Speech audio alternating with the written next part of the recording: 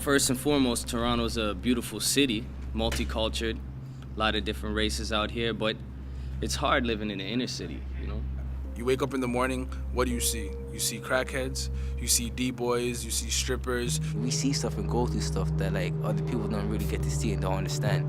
The situations you're put in the hood they just suck. Lifestyle is like any means necessary. Good guys don't make it. Toronto, the hoods in Toronto are like a trap. Everything's a trap. They build it in a way that you can't see outside of it. What I call the inner city, sometimes I call it jail, because some people never get out. Some people are lucky to get out. There's only two places you can end up, jail or dead. Exactly. The violence is like kill or be killed. You can see that young kids are getting killed. You see that a 13-year-old holding a 4-5, broad day shootings like brazen acts.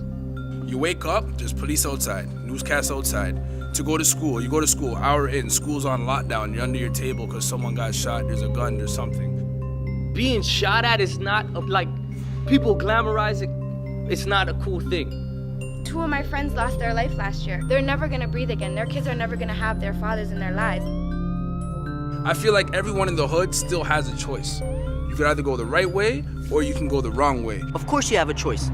But now factor in all the influences from your community. It's a difficult thing when you come from the hood, you see people making money and it's fast and it's easy, and you go out in the real world and everybody's telling you you're not shit. It's just not easy. The odds are against you. They're not with you. They're not with you. They're not with you.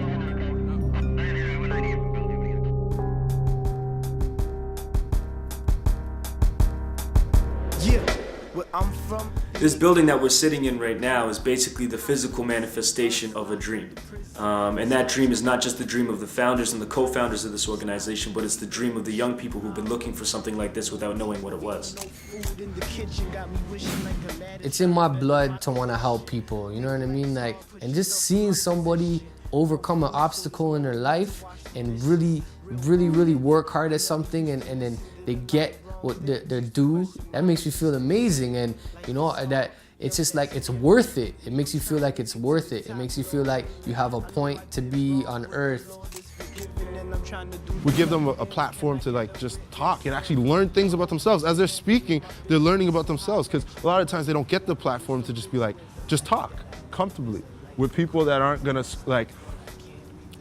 just talk down to them, or like, oh no, you can't do that, or you can't do that, or I don't like that, or whatever. It's not about what I like, it's about what you like.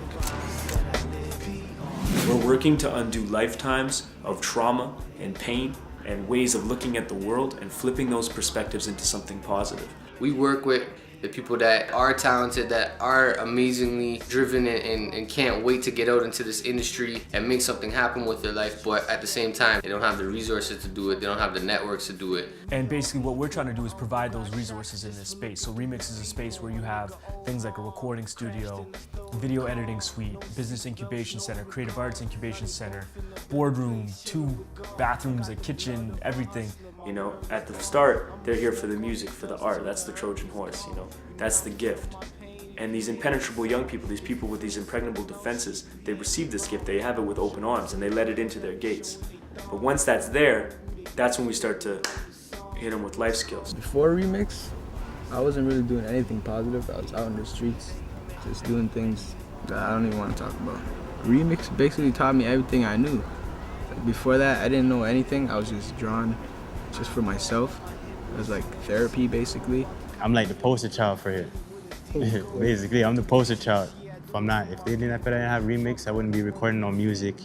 Probably be in jail right now, not even standing in front of the camera.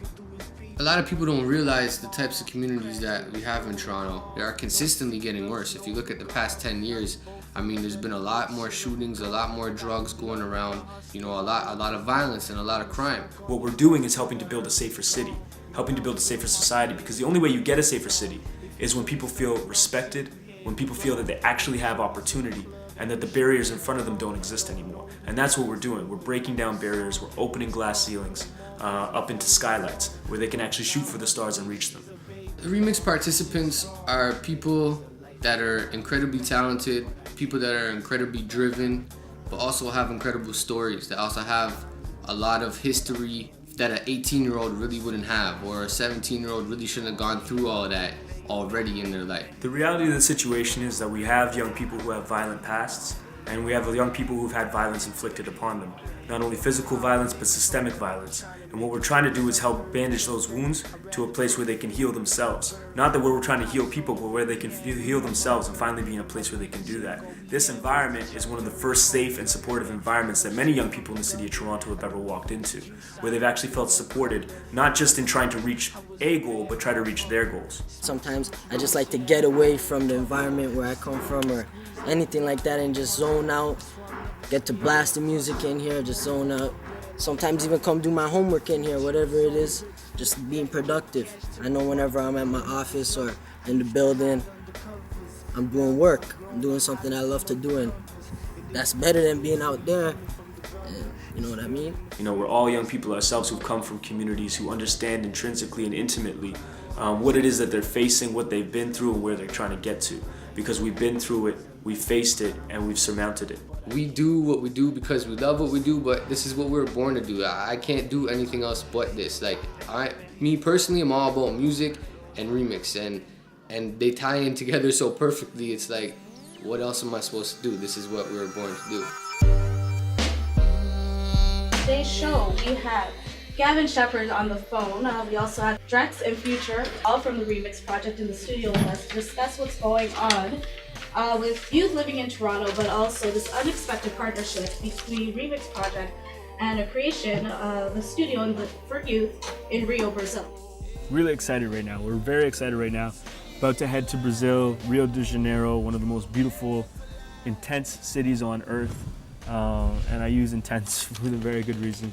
So one of the things that we're going to be doing down in Rio is trying to help basically build this recording studio down in Terra Encantada, which actually means literally Enchanted Land.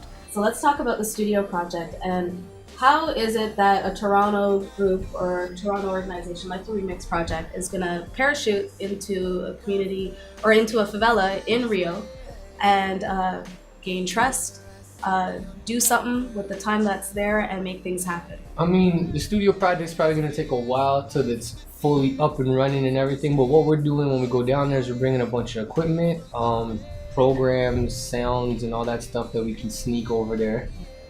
Just show them how we did our project and let them use all of the knowledge and skills and experience that we built up over the past 7 years to really run their program. It's not just about parachuting ourselves in there, but like we brought up Sandro to Toronto to study Remix, to learn about what this is and how it's working, and he just like crashed at Drex's crib. So that level of trust is already starting to be built. It's not just like a selfish thing where we're like, hey, let's go take this trip to Brazil, we're bringing our partners up here, having a real exchange.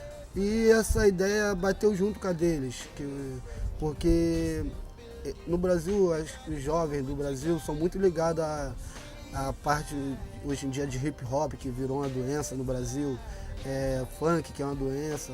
Então nós pegamos a ideia deles de fazer um estúdio na comunidade, aí capacitar profissionais para que eles possam sair depois, para procurar um emprego já formado em operações de áudio, de vídeo, fotografia, em operadores de máquina, de projeção. What the young people in the city of Rio de Janeiro are dealing with is very much in line with the same issues that we're dealing with. It's just a matter of scale. They're dealing with gun violence, they're dealing with drugs, they're dealing with racism, sexism, all these same things, but they're dealing with it in a level that we've never even heard of. You know what I mean? Their murder rate in a day is equivalent to ours per annum. Every year in Rio, there's more than 3,000 people murdered in this city. That's crazy. And I mean, people don't even realize it, people living in the city don't realize it, It's a real serious situation, and you don't realize it because, the media doesn't report it all, and obviously a lot of these deaths are happening in neighborhoods that are, socially excluded to the point that, it almost seems that life is worthless and worth less than other parts of the town or the city. So there's a huge hip hop festival coming up, and hip hop is so live in Rio right now. It's just crazy. I'm hearing that we're bringing some Toronto artists down to Rio. Right. So myself, I'm gonna performing. Future's gonna be DJing. Traveling this way is completely different because you're going to see more, and I think I'm gonna see more and I'm gonna do more than I would normally. Usually when we travel, like when I travel with my parents, it's like we just travel to get away. This is not really a getaway. This is kind of like to go somewhere and actually be productive and get some stuff done and try to set some stuff up. So I think that's extremely important. We got this one participant in the program, Ricky.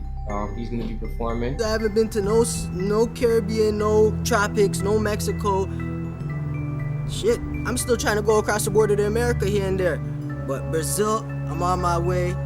We have another participant, Thomas. He's gonna be participating in the graffiti aspect of the festival. Thomas is like this diamond in the rough kid. I'm really excited that he's actually gonna be able to come now because I think this trip is gonna just like kind of rock his mind a little bit. He's also the youngest of the people that we're gonna be bringing down.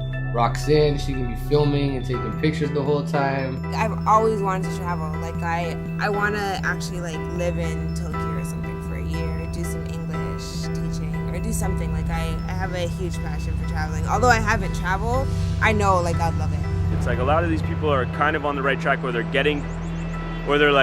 in a place where they know that they want to do something, right? But this is just helping to grow that perception, grow that understanding of what they are capable of and what's possible.